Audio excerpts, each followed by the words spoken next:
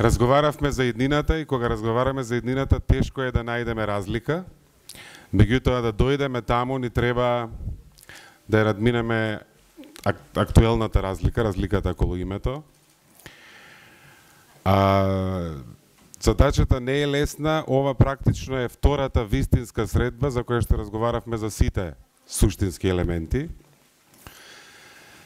И се работи за многу деликатен баланс. Јас пола ден мислам што е важно за јавноста во Грција и другата половина мислам што е најважно што за нас овде во Република Македонија треба да го покриеме.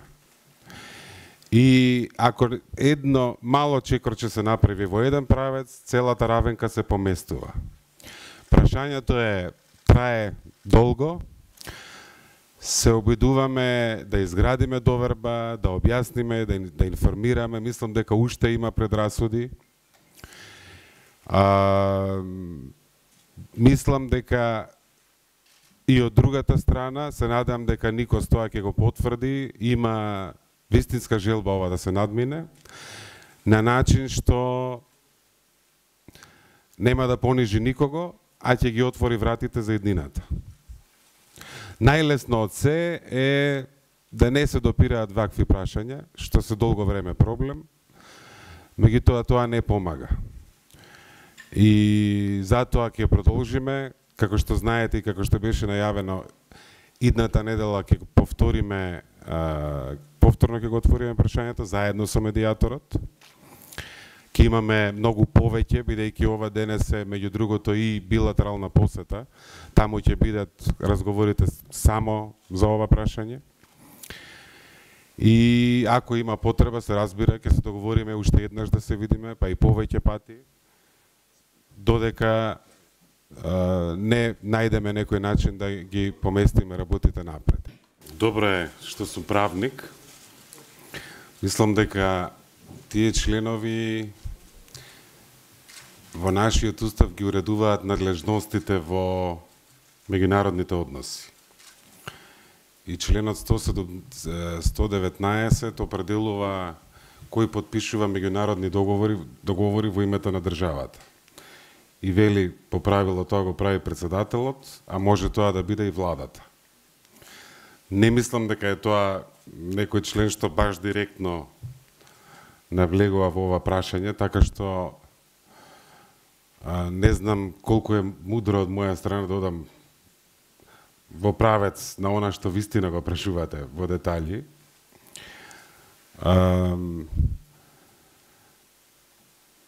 Знаете, ова го прашав министерот Коцијас дали во Грција има традиција на, и ова за нашите новинери јавност нема да биде нешто ново, ама може би за грчките да. Го прашав дали има традиција на правење филигран. Тоа е еден многу убав занает на правење накит од сребро. Тој занает бара многу големо трпение, прецизност и деликатност. И јас се од себе давам, иако не знам да правам накит од сребро, на некој начин заедно да направиме нешто што, како што кажав, ќе биде доволно добро за двете страни. Тоа може би да кажем, ама не би одел длабоко во тие уставни одредби. Ние сега имаме еден привремен режим кој што возможува некакви односи. Тој се потпира на 2 резолуции на Обединетите нации, ја имаме времената спогодба, имаме толкување од Меѓународниот суд околу времената спогодба. Меѓутоа, факт е дека сме далеку од целосниот потенцијал на отварањето. Што мислам дека ќе биде многу важно и за нашата земја, и за нашиот сосед, и за целиот регион. Одржливо решение е тоа што со помош на двете страни ќе биде прифатено од двете страни. И од јавноста, и од граѓаните. Наше е да дојдеме до точка каде што ќе бидеме спремни тоа да го отвориме и да го понудиме и да го браниме. Јас искрено понекогаш мислам дека Иако сме на различни страни и застапуваме различни гледања, истовремено сме на иста страна, бидејќи се обидуваме да отвориме иднина. И понекогаш противниците на компромисот ги доживувам како да се на иста страна, бидејќи влечат назад. И ова е еден вид на надпревар меѓу иднината и минатото. Ние на Балканот имаме толку многу минато, а не понекогаш немаме баш доволно иднина и мислам дека ќе биде многу важно силите што сакаат да ја отворат иднината да успеат да ги без разлика, без непочитување. Историјата е многу важна, меѓутоа неа не можеме да ја смениме, а сегашноста и иднината можеме. И одржливо решение според мене е тоа што на двете страни ќе овозможи напред и прифатливост. Да се погледнеме во очи и да се поздравиме како луѓе, соседи сме и секогаш ќе бидеме соседи. И мислам дека ако ова го изиграме вешто, ќе имаме и заедничка иднина европска, каде што веројатно многу интереси ќе споделуваме. Ќе бидеме природни сојузници. Во дилема сум, бидејќи обично јавно не отварам позиции и имам дилема дали да одговорам директно и прецизно или општо и во цели. Мислам дека во сегашната привремена референца, привремениот режим, поранешна Југословенска република Македонија, и постои името Република Македонија со придавките поранешна Југословенска, и тоа име е преведливо на 6 официјални јазици во Обединетите нации и така натаму и така натаму.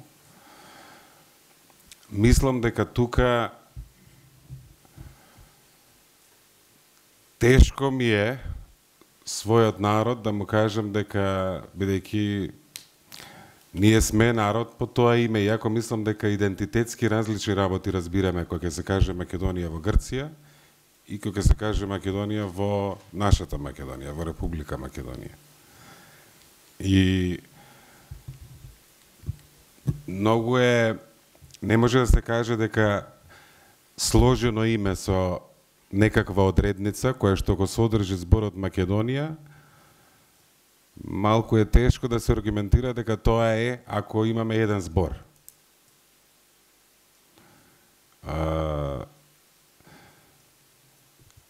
Може би ако се изговори брзо, може да се подизгуби, да не звучи како Македонија.